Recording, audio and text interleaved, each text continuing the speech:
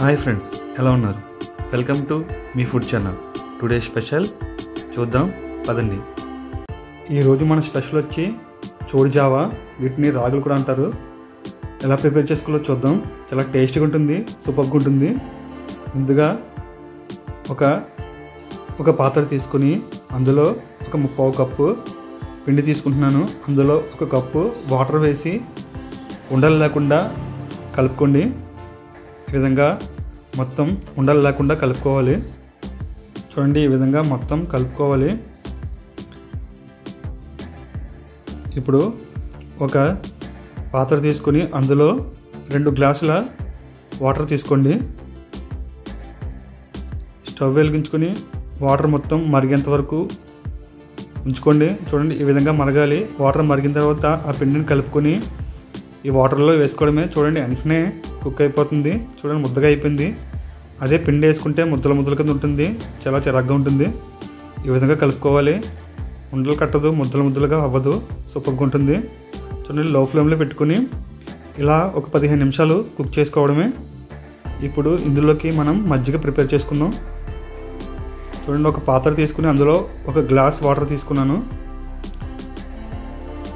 పెరుగు తీసుకుంటున్నాను. చూడండి, ఈ విధంగా పెరుగు తీసుకొని మనకు కావాల్సినంత సాల్ట్ వేసుకోండి. చూడండి, కవ్వంతో శుభ్రంగా ఈ విధంగా చిలుక్కోవాలి. ఉండలు లేకుండా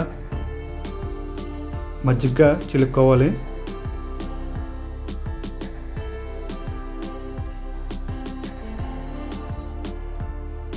మజ్జిగ మొత్తం చిలుక్కున్న తర్వాత చూడండి, మనం కుకింగ్ అయిపోయింది.